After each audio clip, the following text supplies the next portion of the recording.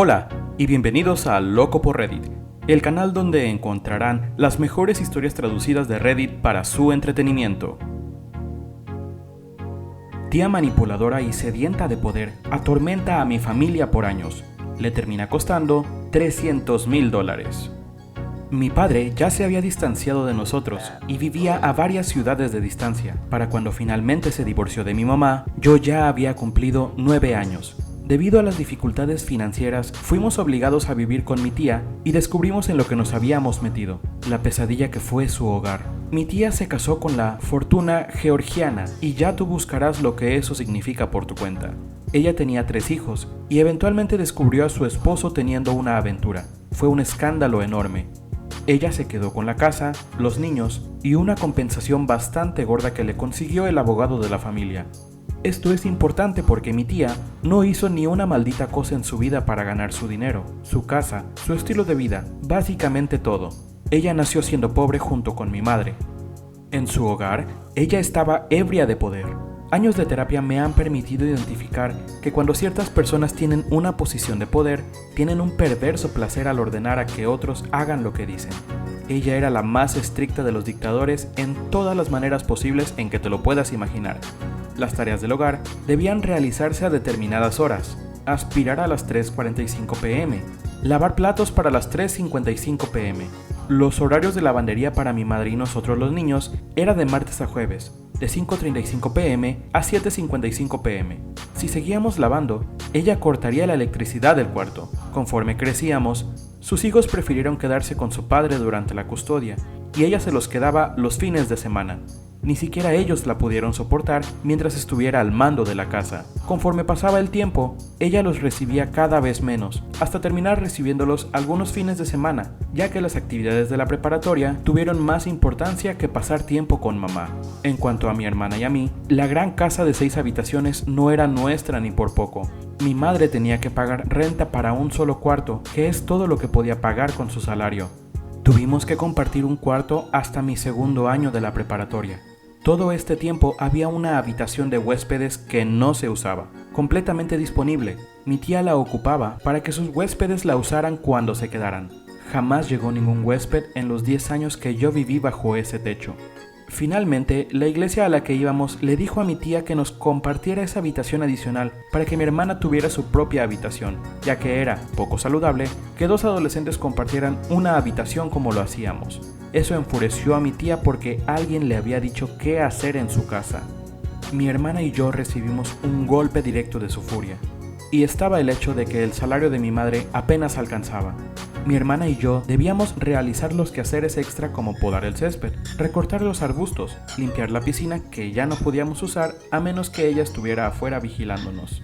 El comportamiento de mi tía se volvía más y más atroz y desconectado de la sociedad. Por ejemplo, ella le chasqueaba los dedos a alguien cuando quería su atención, pero comenzó a volverse mucho más frecuente y ella explotaba en un griterío si yo y mi hermana no obedecíamos.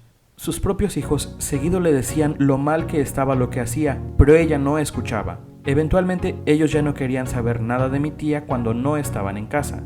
Ella era una tirana ahí, y las intervenciones que se hacían para que viera lo malo que era su comportamiento caían en oídos sordos. Yo me harté. A lo largo de toda la preparatoria, yo no tenía confianza en mí mismo como ser humano. Era de carácter débil y me alejaba más y más de la sociedad. Recién me gradué de la preparatoria y había comenzado mi primer semestre en la universidad comunitaria. Recién llevo 2 semanas tomando clases desde casa cuando mi tía me deja caer una de las peores noticias. Me debes tanto dinero por la renta de este mes, la misma cantidad para la renta del siguiente mes. Hoy es el día 27 después de todo. Eres un adulto ahora. Ya terminaste la prepa y deberías de estar trabajando, así que debes de pagar renta. ¿Qué demonios? Me explotó una vena imaginaria y le grité de vuelta. No puede simplemente decidir que me va a cobrar renta solamente porque se le antoja. Debe darme un aviso por 30 días. Yo tengo derechos. Mi tía me exclamó alguna excusa de porquería de que había discutido eso con mi madre y se decidió que yo debía pagar mi propia renta en adelante. De milagro, me salió el hueso del coraje. De otra manera, no explico cómo pude enfrentármele. Le grité de vuelta. Si soy un adulto, Entonces tráteme como tal y firmemos un acuerdo de renta. Le empezaré a pagar la renta en 30 días comenzando el día primero. Me volteé y comencé a alejarme con los puños cerrados. Estaba enojado y lleno de furia, pero me alejé. Mi tía vio mis puños y comenzó a gritar como loca que yo la iba a atacar. No, eso es mentira. Ella me chasqueaba los dedos repetidamente justo detrás de mí para llamar mi atención, pero yo no me giré. Necesitaba tranquilizarme y calmar mi mente. Al girar en la esquina, ella me apretó con mucha fuerza mientras me gritaba: No he terminado de hablar contigo. Yo moví mi puño hacia adelante por mi costado para intentar zafarme de su agarre, ya que no había frenado y este era el movimiento natural del brazo. Esto causó que se agarrara fuerte de mi brazo y se golpeara duro contra la esquina de la pared donde justo acababa de dar vuelta. Ella gritó de dolor, pero yo me fui de la casa y huí. El resultado de ese incidente es que mi tía llamó a la policía y presentó cargos contra mí. Ella fue llevada al hospital y sufrió de una fractura en la muñeca y le pusieron un yeso. Esto no lo sé bien, ya que nunca lo vi y tampoco pregunté. Su historia cambiaba cada vez que le contaba a los policías lo que pasó, mientras que mi historia siempre era constante. Aún recuerdo bien ese momento, desde el olor de la casa, lo que estaba mirando, los focos que servían y que no, etc. Siempre están presentes en mí. Me corrieron de la casa y ya no pude visitar a mi madre y a mi hermana ahí nunca más. Lo cual estuvo muy bien por mí, ya que no quería ver a esa maldita tía nunca más. Yo estaba contento de ver a mi madre y a mi hermana en un restaurante local o alguna tienda. Podíamos ser nosotros mismos sin ser rehenes en nuestra propia casa. Años más tarde, mi madre se puso lista y se escapó de la relación abusiva que tenía con mi tía y se mudó por su cuenta.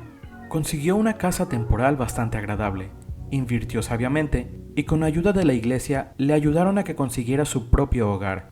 En el 2009, después de la crisis de bienes raíces, ella compró su propio hogar que jamás se hubiera podido haber costeado por su cuenta, antes de la caída del mercado. Pero algo bueno salió de todo esto. Ella lloró al saber que mi hermana y su nueva familia, y yo, la podríamos visitar cuando quisiéramos y quedarnos ahí. Con los años, he sido capaz de perdonar a mi tía. No olvidar, perdonar. Dejé ir mucho de mi enojo y odio por las cosas que me hizo pasar. Ella ya no tiene influencia ni control sobre nosotros. Ella ahora es una persona algo normal a comparación de lo que era antes. Mis primos también se han calmado. Han escuchado mi lado de la historia de lo que pasó hace años y saben qué tipo de persona soy, comparado con el tipo de persona que es su madre. Ellos decidieron creerme y saben que yo no la toqué, dañé o golpeé en la cara como ella sigue diciendo que hice. La venganza. Mientras que he sido capaz de perdonar a mi tía por lo que me hizo, no puedo perdonarla por lo que le hizo a mi madre. La mantuvo en aprietos financieros por una década mientras ella se sentaba en sus cuentas de banco llenas de dinero y fondos. O lo que le hizo a mi hermana. La obligó a pagar los daños porque el boiler explotó, mientras mi madre y mi tía salieron un fin de semana y dejaron sola a mi hermana. Ella tardó horas en darse cuenta que los cuartos se habían inundado. La lógica de mi tía fue que era su responsabilidad cuidar de la casa, pero no responsabilidad de la dueña de darle mantenimiento al boiler o reemplazarlo antes de que explote. Dejémosle la carga financiera de $5,000, más de 100,000 pesos, a una niña antes de que el seguro contra inundaciones me pague. He tenido poco o nada de contacto con mi tía desde que me corrieron de la casa hace casi 2 décadas, pero me mantengo en contacto constante con mis primos, y aunque no puedo divulgar con exactitud a lo que me dedico, todo lo que puedo decir es que trabajo con y para el gobierno. Me partí el lomo para llegar a donde estoy. Se me conoce por mi honestidad, sabiduría y mis buenos consejos cuando se me piden. Debido a esto, seguido hablo sobre temas financieros con mis primos. Todos ellos son buenos con el dinero y les va bastante bien. Ellos seguido le pasan mis consejos a su intrigada madre que no tiene cabeza para los negocios ni las inversiones. Todo el dinero que obtuvo de vender su casa, de su divorcio y de sus inversiones iniciales está totalmente gastado. Yo pasé años planeando la trampa perfecta y me tomó mucho tiempo asegurarme de que todo pareciera bien. No soy un abogado y no pretendo saber de leyes, pero sí sé de regulaciones y de las leyes que tienen que ver con informantes. Este no es ese caso, pero estoy 100% seguro de que si algún día me llevan a la corte, sé que mi abogado tiene un caso sólido en mi defensa. Pero esta es un área gris, definitivamente. Le dejé saber a mis primos acerca de planes de bienes raíces a futuro cerca de la nueva casa de mi tía. Esto, quizás, valga mucho más en el futuro debido a futuras construcciones que se realizarán en esta área. Todo eso era cierto, y lo corroboraban los periódicos y las señalizaciones de construcciones que comenzaron a aparecer en Google Maps en aquellos días. El resto lo inventé yo con el respaldo de información verdadera que vi en varios sitios web de bienes raíces y en los proyectos que revisaba en mi trabajo. El juego del teléfono comenzó unas semanas después, me imagino yo. Mi tía comienza a hacer llamadas a agentes de bienes raíces para comprar muchísimo terreno en los terrenos baldíos cercanos a su nueva casa. Con el paso de los meses y hasta llegar a medio año, ella se gasta los últimos $300,000, más de 6 millones de pesos, de sus últimos ahorros en terrenos esperando poder venderlos cuando el área subyacente sea construida y pavimentada en los siguientes años. Excepto que Obras Públicas o el gobierno o el municipio no tiene el más mínimo plan de construir cerca de esas áreas. De hecho, el análisis demostró que construir en esas áreas era muy mala idea y les costaría a los contribuyentes el doble o triple debido a lo inestable del terreno. Era mejor construir a 9 o 10 kilómetros de distancia. Tardé en escribir esta historia, ya que han pasado 2 años desde que mi tía compró esos terrenos, que son básicamente inútiles. Verán, ella no venderá los terrenos a menos que reciba el mismo precio por el que pagó por ellos, porque ella es la dueña de esos terrenos. Y yo no le puedo decir qué hacer en su terreno. El dulce karma llegó de maneras insospechadas. Mi primo me informó que el valor de sus terrenos ha disminuido significativamente, ya que no es muy estable para construir nada comercial ahí, a pesar de tener permiso comercial. Actualmente 3 de los 4 cuadros de terreno que compró están llenos de maleza, a un lado de edificios abandonados que quizás eran fábricas. Nadie puede construir ahí y nadie quiere comprar ahí. Debe ser horrible ser ella. La mejor parte es que mis primos no tienen la más mínima idea que los utilicé para hacer caer a su madre. Los estudios ambientales son relativamente nuevos y son la excusa perfecta para explicar por qué las construcciones se realizaron a 9 o 10 kilómetros de distancia.